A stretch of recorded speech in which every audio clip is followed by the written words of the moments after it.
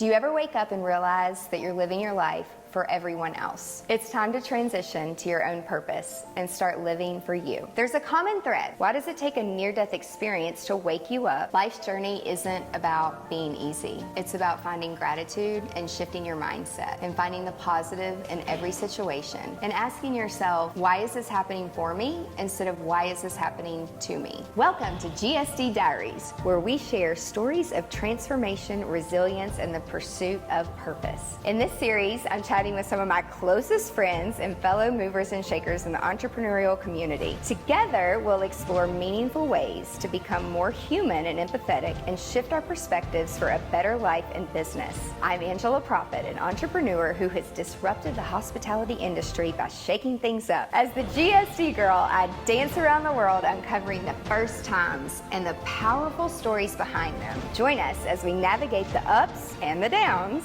learn from each other's experiences, and uncover the truth behind living a fulfilling and impactful happy life. This is GSD Diaries. Today, I really want to talk to my friends. Have you done this before? Like as a kid. I wanted to find So a dangerous. game because life has like twists and turns to it. Ooh. This thing is sliding. Left hand blue. Okay, so then I'll just put my foot here. That's easy. I'm in a great stretch mode right now. How does this make you feel? Horrible. Like I was gonna break something. I'm super protective of my energy now. Exactly. I don't need this. But it's like life is all about twists and turns. Yeah, It's and like, slip and slides too. How about that? what's the end goal with this? You fall. Oh, you fall?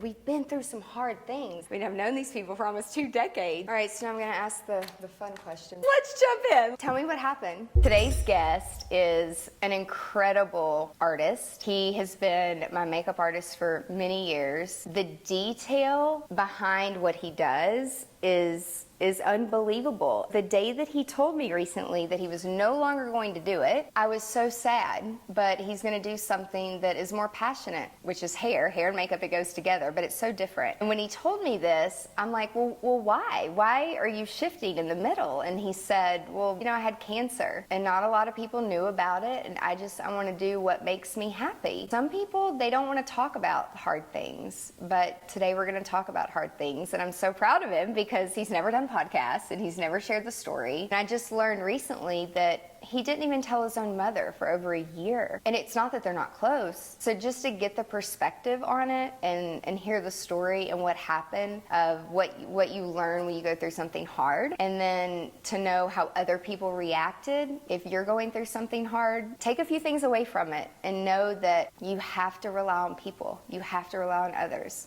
and your relationships matter. Andrew Pentecost, welcome to the show. What happened? Right. And how'd you get through it?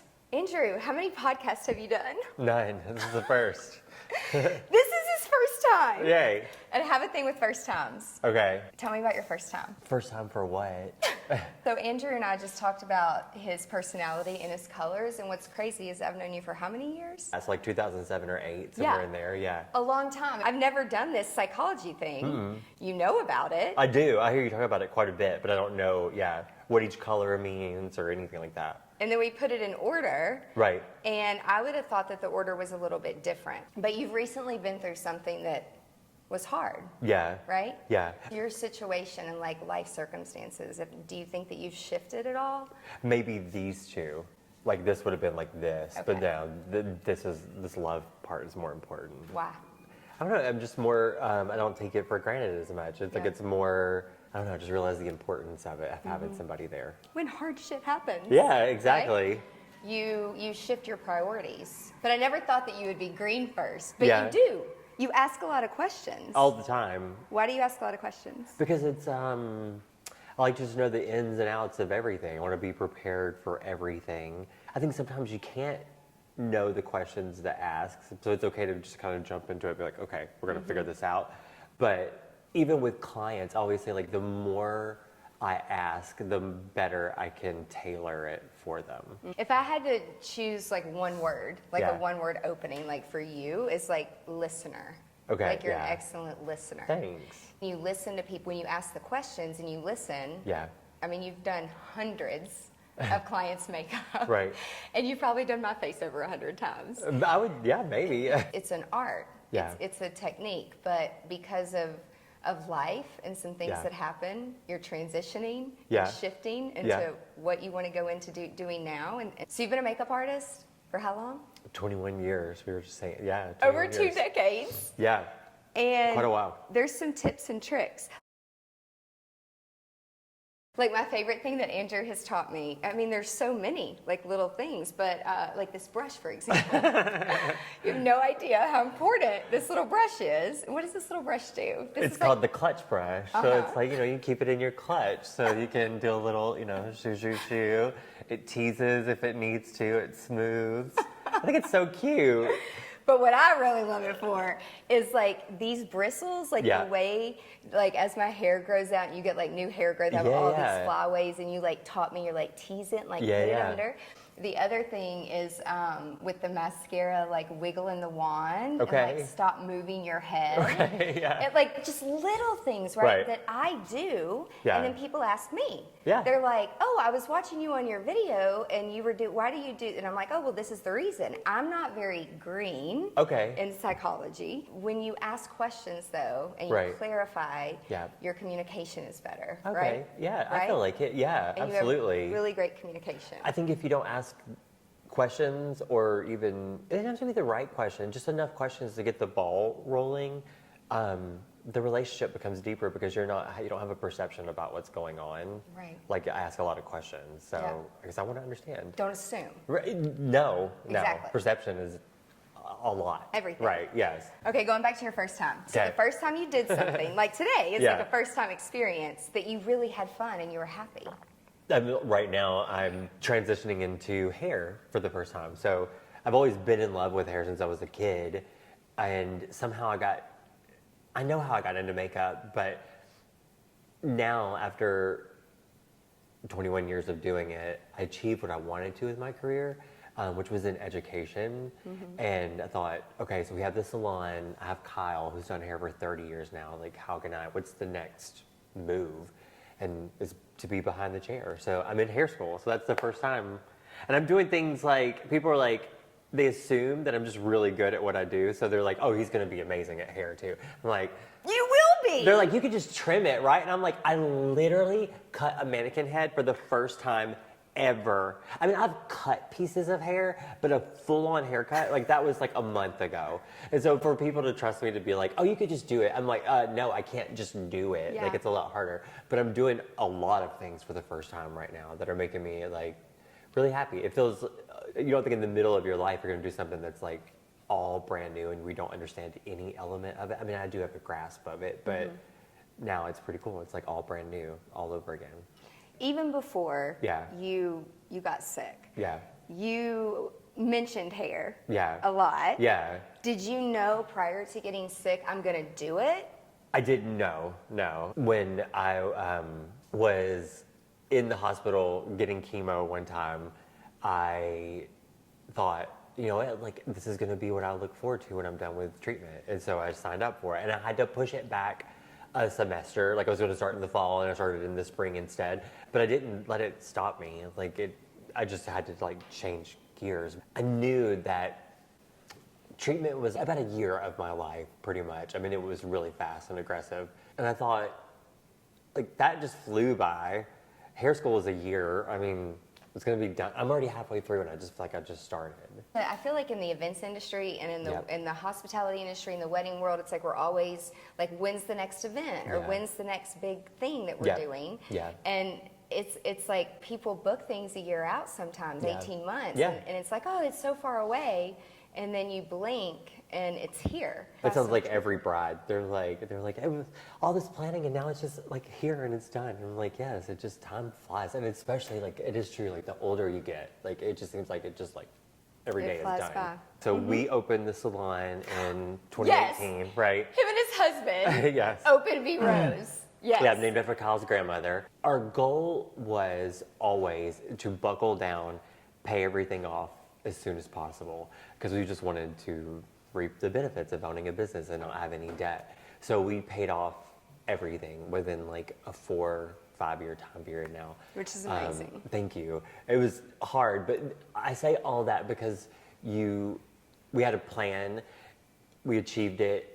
How we did that was we didn't go out to dinner. We always ate at home. We never went on vacation. Like nothing like Sacrifices. that. Right. You have Sacrifices. to. Like, and people are like, they think like your hairdresser is like the cultural, I don't know, like concierge for the entire city. Like, where are you eating? I'm like, we're eating at home. Like we've going over this. We're paying things off. We only bought new clothes for work. Yeah. Like, literally that was it.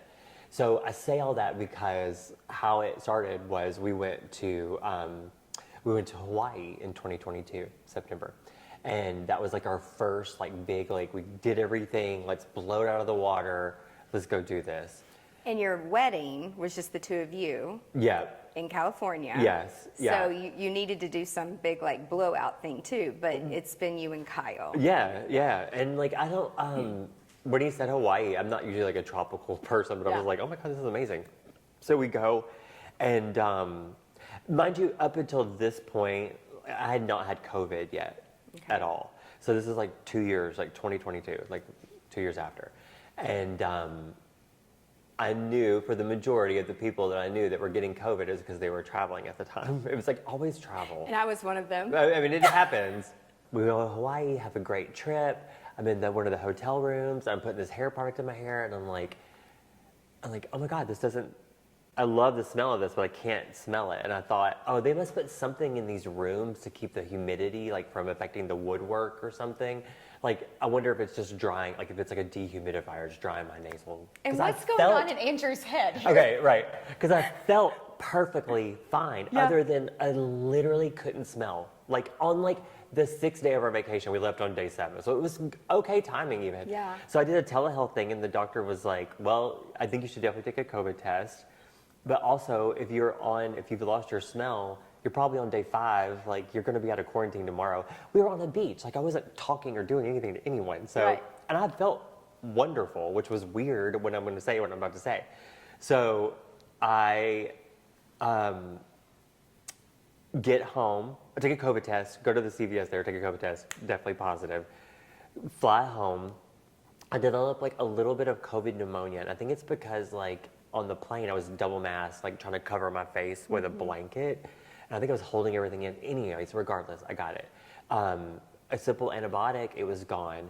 Well, then these weird things started happening with like my hips and my back, and I thought, oh my gosh, am I gonna get long COVID? Like, are these like those joint pains people talk about and stuff? So I had a client, this is my first private plane trip like ever, and we were gonna fly into New York, get them ready, go to an event. We were gonna go into the town with the assistant, have dinner, pick them up, fly out the very next morning because she had to go to California.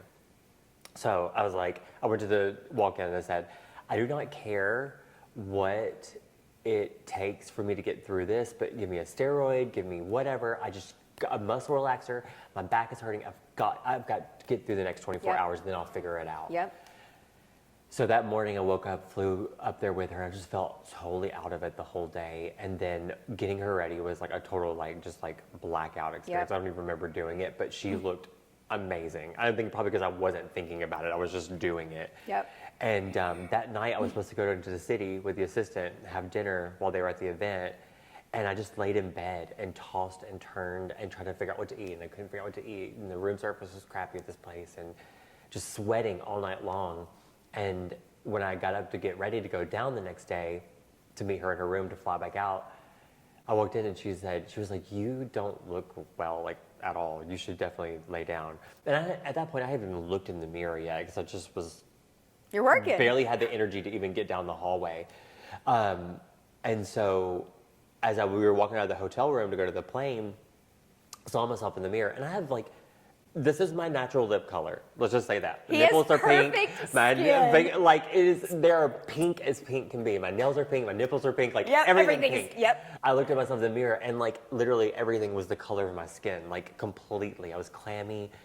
So we got on the plane, flew back. I drank 6 bottles of water.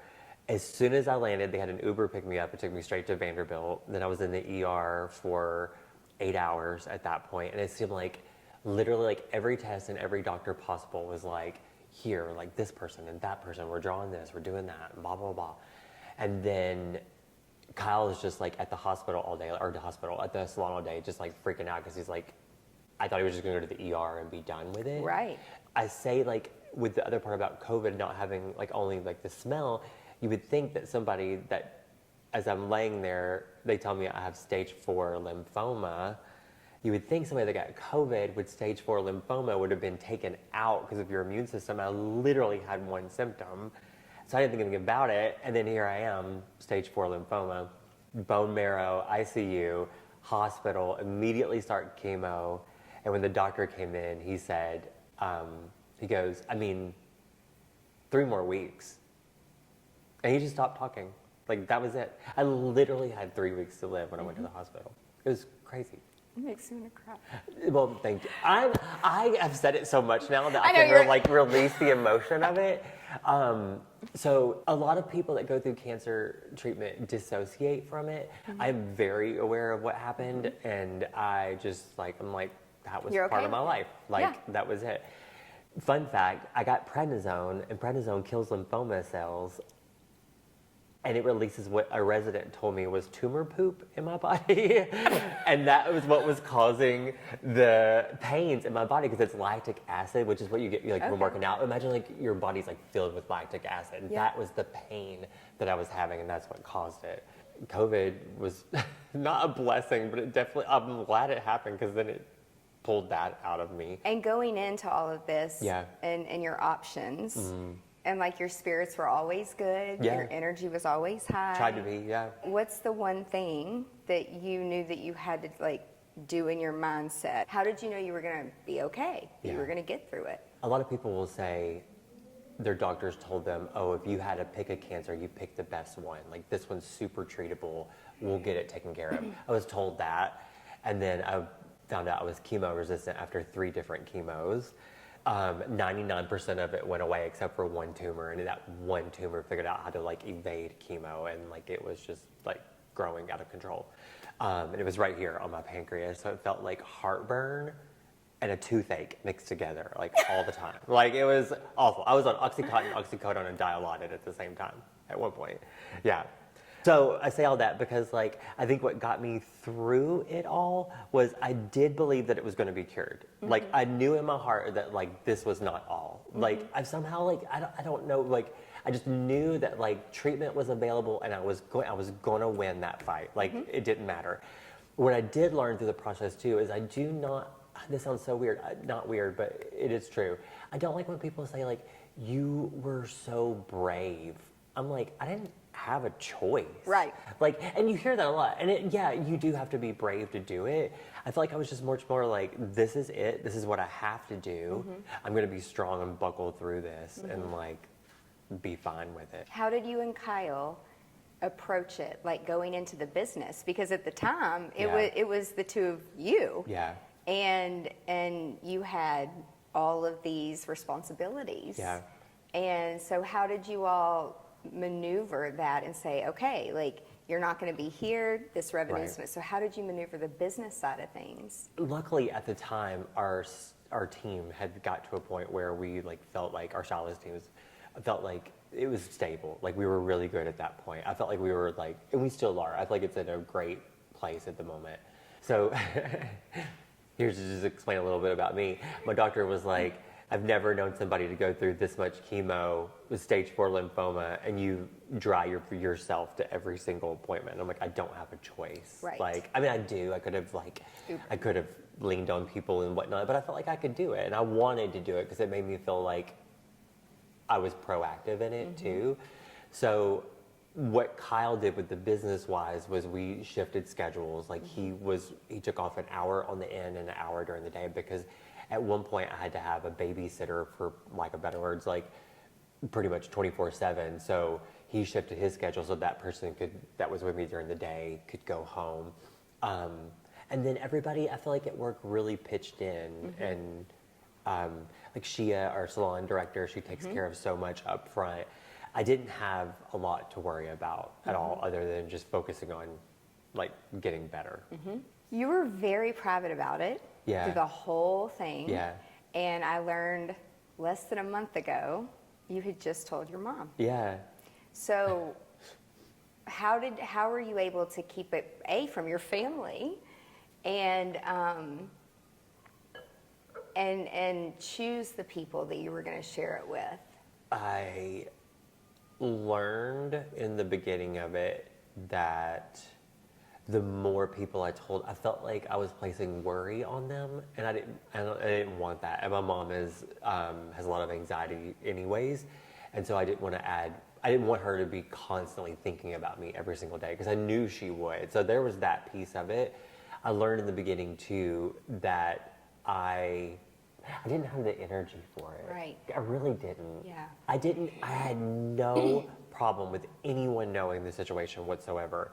I just, like, the less people I told, the less people I had to follow up with. Yeah. And then if I didn't text this person back, because I was really tired. Sure. I mean, I was on all the pain meds too.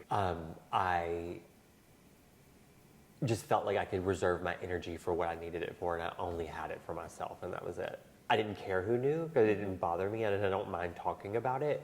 I just didn't want to just like constantly talk about it with every single person all the time.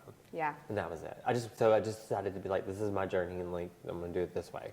That's it. Which makes sense to me why you're green, because most greens Okay. in the psychology colors play game over here, they're more private. They know how to conserve their energy Okay. around people. Wow. Yeah, and they know how to like save it for themselves. Where really high blues, they without that they feel depleted. Like they need energy from other people to like really make them happy. I used to think that when I was younger, I fed off that sort of like energy, but then the older I got, I was like, I only want people in my space that I don't feel like emotionally drained when I'm done with it. Like I just want people in my space that are very like on the same wavelength and whatnot.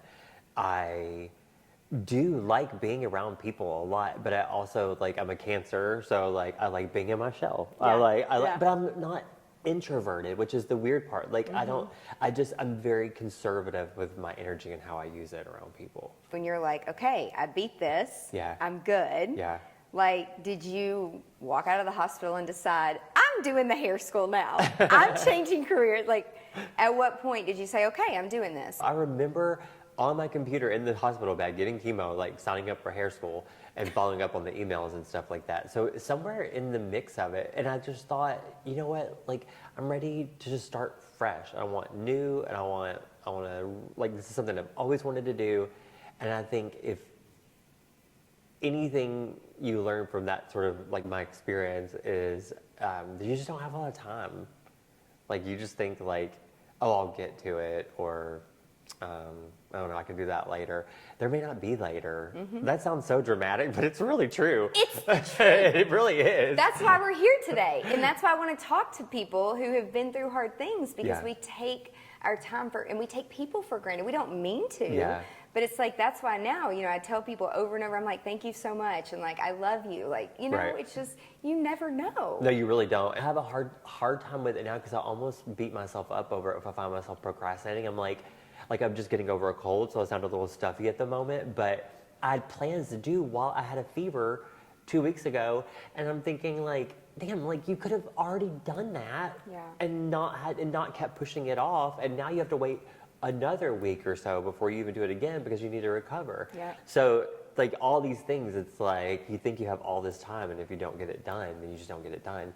At least get the ball rolling, at least like do something. And if it's a small project, now I'm much more like, I don't overthink the details. I'm like, this is it. If I keep thinking about it, I'm gonna never do it. That's it.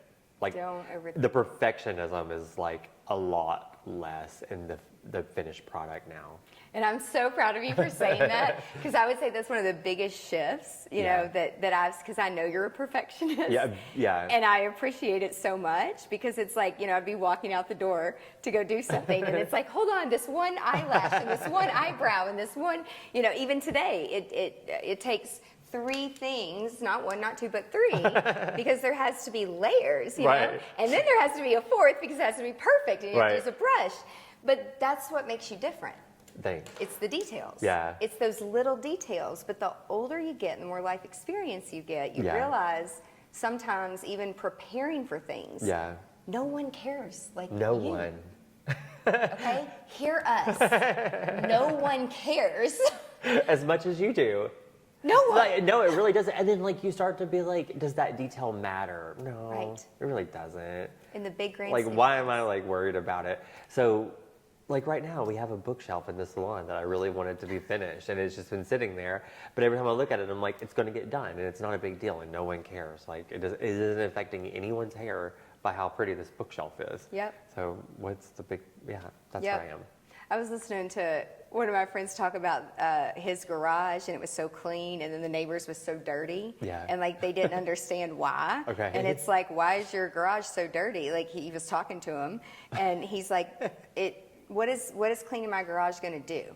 Sure. What is it going to do for anybody? Right. It's like you got to prioritize. Yeah. And I would rather spend time with my family. Yep. And doing things that mean something to me, rather than if I need to get rid of my junk, I'll outsource it and have somebody get my junk. But when he told me that, I kind of like adopted that mindset a little bit, where I'm like, you know, when I moved out of my office when COVID Right. hit, I put it in a bedroom upstairs, and I think all the stuff is still there. And I mean, that was 4 years ago. Who cares if the garage is messy? Right. Right. So, you know, we put so much pressure on ourselves of like, who really cares and Yeah. why does this matter? Right. And you can simplify a lot of worry and a lot of Yeah. anxiety. So the biggest thing for you that shifted, would you say, is freeing yourself of not worrying about the details and knowing that if you want to do something, it's okay if life happens. Yeah. You can still go and do what you want to do, but Yep. you got to put a plan in place. Yeah, and trusting myself so much more, like not overthinking. I find myself overthinking hair a little bit more now because I want to be good at it. So I'm just like, oh, like I like nuance like all those little details like I did with makeup in the very beginning. But anything now, like even just like I'm ordering new retail bags for the salon, and I'm like, found the vendor, got the sample. I'm like done. Like I'm not questioning these things anymore. Like this, I know Yeah. this is right. Yep. And I think that, you know, Frank, medium, he said after my experience, he was like, your intuition will be even greater at that point. And which I think, I'm sure for a lot of people it is, but it has been. Like, just listening to my inner voice has been a little bit stronger feeling. And I'm like, okay, no, this is what it is. And you being green, Yeah. greens love to research, y'all. And their favorite word is why. Yeah.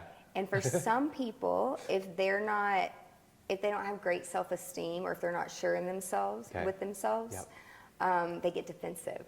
If you're Okay. like, well, why about this and why about that?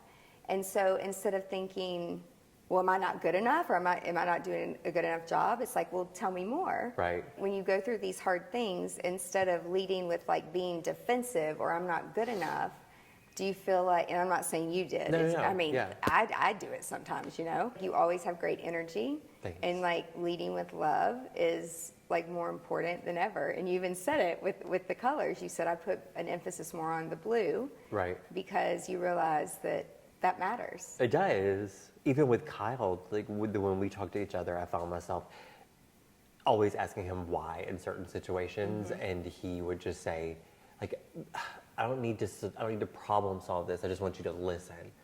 And so there's that piece of it. So you learn that, and that was great communication. And even my therapist now, I found myself beating myself up at times after treatment and everything. Like my hair is still growing back. I need to get back in shape. Like those sort of things. But I would beat myself up in front of Kyle, and he would want to say things like don't say that, or like just, you know, you shouldn't, blah, blah, blah. And my therapist said, when you say those things, you should encourage Kyle to ask you what you need in that moment. And that's been a huge piece of like growing through all this, is not always like if I'm me asking him why all the time and then just being like a shoulder to lean on. I might need him to say why sometimes. I might need a shoulder. I might need him just to listen to me and not do anything. But that communication is so strong like that. And our personalities, we want to fix it. We want the solution. I am, yeah. Yes, That's why I ask so many questions. Yes, and sometimes it's like everyone's looking to us, Right. you know, to make the decision. Yeah. And so one thing that I'll say, it it makes you incredibly more self-aware when you take a step back and ask people, Right. you know, well, do you want me to listen or do you want What do you my need from me right now? advice? And I've Yeah. learned not to so much give advice Most people don't want it anyways. Right, and they're not going to listen. Right. But to share an experience. Yeah. And if you've shared something Yeah. and that person's going through it, it might make their journey a little bit easier. Sure. Yeah. So is there one thing that you would tell someone, you know, that they're like, I have cancer. Like, Yeah. what now? That's an interesting question. No one's asked me that yet.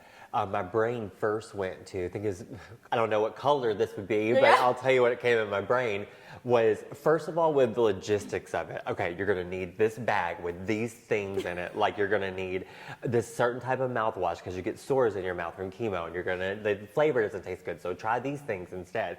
So it's like my brain instantly goes to like all the things that they're going to need. Package. Yeah, the care package. And that's the blue. But somehow, Totally. and then like, that'd be like empathy first, but I instantly go into like problem solve, like here's all the things you're gonna need. And then I go into like, this is like the heart piece of it, like why you need them. Mm-hmm. That is so weird that I picked it like that. But that's like literally how I would think is, want to give them everything they need and then take every day for what it is, because like every day it was like there's something called chemo brain fog, and I would just walk in the pantry and forget why I walked in the pantry and be so frustrated. Mm-hmm. And I'm like, what the? Yeah. Okay. Like literally just staring at it. I I'm feel like I what do that is every going on? day already. So like you just like buckle down and go along for the ride. That's it, really. Like as long as you trust your care team, you're gonna do everything you can. Just don't dwell in like. I never once was like my chemo failed 3 times. And every time I was told that the PET scan came back like not good, not good, not good, I would get more and more upset just like in that moment, because I thought like, oh, my chances are running out to beat this. The next day I was like, okay, what are the next steps? Like, I love my doctor. Like, he's got a plan for me already. What do we do now? Like, it was constantly like boom, boom, boom. And that's your mindset. So just keep going. Yep. Yeah. You never thought to yourself, I'm done. It's like, Exactly. No. Right? No, right? right. It's mindset. Yeah. And it's like the anxiety of what if. Yeah. And what if this? It's like, don't put energy into that. No. And it's like, what can I do? Yeah, just like don't let it stop you from doing it. And you can be prepared for some things, but you can't be like, that was a whole brand new experience for me. And luckily there's things like Facebook groups and whatnot where I could like communicate with people, or I could share experiences with people. Frank and Margaret. Yeah. He is He's gifted. a medium. Yep. So he can speak to the He's- medium area. Very gifted. Right. People wait 1.5 years Yeah. to get in with I think him. his wait list is like 2 years right now. Yeah. It's insane. But he said, you told me something when you did my makeup last time. You said that he told you that somehow you would reconnect with Margaret. Yeah. Who was like a mother to you. Yeah. And so how did all that become very clear to you? So at one point he told me that Margaret and I, our spirits would be like twin flames almost, basically. Like we would almost combine energies. And he's like, I don't see that a lot. You see people like guardian angels, but you see very people like fuse their energies. He was like, you're going to become more like Margaret than you've ever been. And this was like during treatment. Like I was still really sick, like at the time, like right at the end of it, pretty much, right when I was having like a big procedure. I didn't really I was like, oh, okay, like sure. Like I know we have a lot of things in common. We share certain things. She was a high school art teacher until her early 40s, went to a class for jewelry making and switched to became a famous jewelry maker. And in how the old middle, was she? in her like 40, 41, somewhere in there, like her Exactly. early 40s. And I've always felt like she was like a mom figure to me as well. So I feel like there's like certain things like the shift in the job or the career and certain mindsets about things that I'm just like, that is so Margaret. Like, why would I think that? And I don't know, it's just like helping me trust my intuition more. Mm-hmm. And I don't know if I've ever shared this story, but after I had a procedure called CAR T, which is newer. Think like stem cell was the last resort, but now there's a new version. It's not stem cell, just different, but Yeah. it worked. Obviously, I'm here. Yeah. I'm in remission. Yay. When you get the treatment, you go through something called CRS, which is like your body like goes into like, I think like super flu, like it's trying to fight what's going on in there, and it gets out of control basically. And they have to control that in the hospital. So as soon as your fever hits a certain temperature after you get this procedure, you have to go straight to the hospital, which I did, which was supposed to be 3 to 5 days after, but it was a day after. And I was like, it almost felt like I went into labor early. Like I wasn't prepared for it. Right. Like I needed a little more time at home or whatnot. So when I got there, they have this like temporary room they can put you in before they get you in your regular hospital room. And I was just laying in there in the dark, crying profusely because I was like, I just was not ready for it. And I swear I saw her. And I thought, I was like, I asked Frank about it actually, because like this was after, and I said, I was like, is that possible? And he was like, yes, because you were so close to a point like that you needed her. And like, whenever you need her, she won't always be there, but in that moment, like it really was. And I felt her presence, and now I think somehow like her being there in the room with me at that point now, like now the nuances that are where our life is aligning, like it feels more like tangible, because I'm like, that's what she felt like. These are the things that are happening. And she had cancer. Yeah, and she died of cancer as well. The sales had spread so much at that point, they couldn't figure out like where exactly it was originating from. What's the number one thing you learned about yourself through the process? That's a really good question. I'm trying to figure out how to phrase it. I learned that I'm an adult, and like I said earlier, it was like, He's like, I'm not dancing this morning. I was like, I can say no to things Absolutely. and not be like, Don't feel bad. don't feel bad about it. Yep. Like, this is my energy. I reserve it for me. Yep. Like, this is what we're gonna do. Yep. I'm not gonna do those things. In the past, I'd be like, oh yeah, sure, whatever. Now I'm just like, no, that's girl, please, like, fine. Like, you have you. That's me. I've learned just to be very protective of myself and like what I find joy in, and that's it. Like, and I try to find that all the time and not complain about the little details, because it really doesn't matter. Do what makes you happy. Yeah, Do the what makes details only matter when it's certain people. What did you learn about other people around you through this process? Ooh, really good one. How people follow up with people and communicate, and like how they like show that they care. It's so different with every single person. I think the most important thing was no matter how they show it, whether it be like a gift or a text or a visit or whatever, like whatever it is, even if it's just simple, like I'm thinking about you, whatever, you just learn to say thank you no matter what it is. So like that's what I learned about people around me, is like everybody shows how they care in a different way, and just to be grateful for it, like no matter how they show it, because they're thinking of you regardless. Was it hard for you to receive or ask for help? Absolutely, yeah. Because I felt like I've always been very independent. Like I moved out when I was 17. Like I've just always worked and done things on my own, and I just knew that it was like, okay, I'm gonna do it on my own. Like I'm fine. Yeah. I think if it ever got to the point where I really needed it, I would have done that, but I was good. Yeah. And I had the people around me that I needed, so. So now if you could go back Yeah. and not have cancer, Yeah. would you change it? Ooh. I'll stick to my guns. Like I've always said, like I don't regret things in life. I feel like everything is there for some reason. I like the person I've become. I don't like certain things physically, but I know in my heart that like I need time to recover. So I'm just trying to be patient with myself at the moment. But no, because like I'm who I am for what I am, and I feel like it's made some very significant changes in my life now. I'm so proud It was of part you. of life. Yeah. I'm so proud of you. Thank you. Yeah, Thanks. so proud. Thanks. So what's next? Hair school? Yeah, hair school. Graduate in February? Yeah, and then behind the chair, and then I'll apprentice under Kyle for, he's done hair for 30 years now. So speaking of time, it's made me realize that while we do have our nest egg, like it's time to I really want to buckle down on it. So I think part of the hair school thing was like future planning as well, like career wise. And then that's the goal. And I feel like even with B, like I have a much different voice now. Like I know what we stand for and what we do. And I'm ready to grow that as well.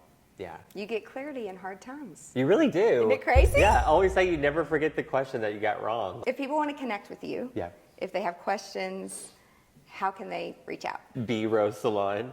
You can find us on social media. Instagram is the best way. Thank you for sharing your story. Oh yeah, absolutely. That proud was of you. fun. Thank you. It was so fun. Yay. We're gonna do Twister really quick. Okay. The only thing I'm worried about Twister is like I don't want my shirt to go over my head or anything. Thank you so much for joining me on GSD Diaries. I want to extend my heartfelt thanks to our guests and to you for listening and for being part of the GSD community. Remember, you just have to take the first step and keep moving. Don't stop moving. Make sure you're subscribed and stay up to date with our latest episodes on GSD Diaries.